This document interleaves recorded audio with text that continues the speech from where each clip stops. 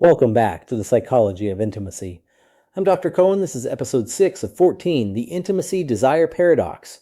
Across this series, we're building one big idea together that intimacy is not a thing you either have or don't, but a process you build.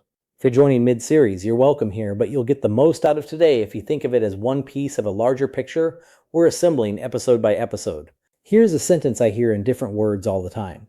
We love each other more than ever. We're closer than we've ever been. So why has the desire faded? It sounds like a contradiction.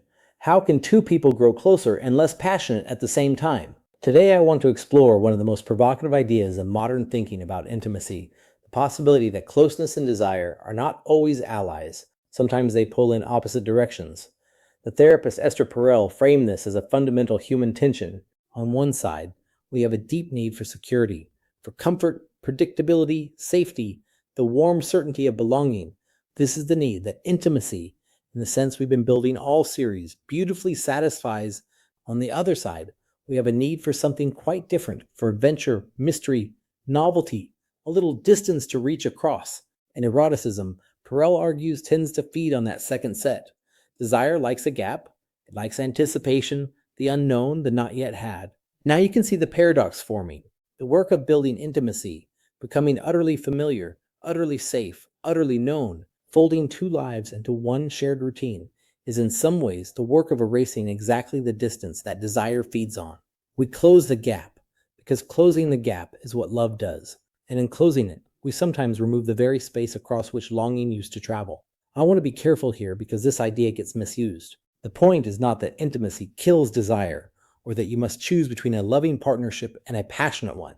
That's far too crude. The point is that these are two genuine needs, and they don't automatically harmonize. A long relationship has to hold both, the security of being deeply known and enough breathing room, surprise, and selfhood that desire still has somewhere to go. What does that look like in practice?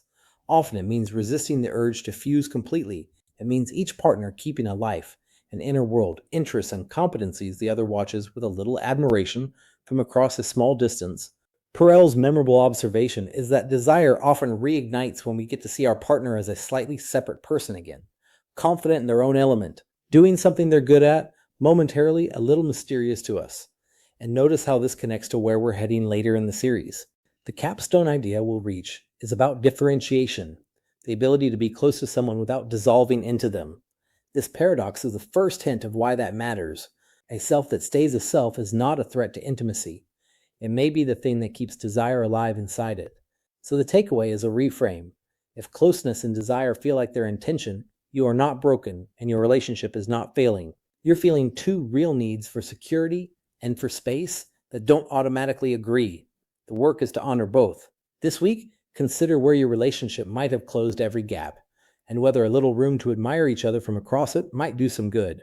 Next time, we tackle the most common mismatch of all, when two partners simply want it at different rates.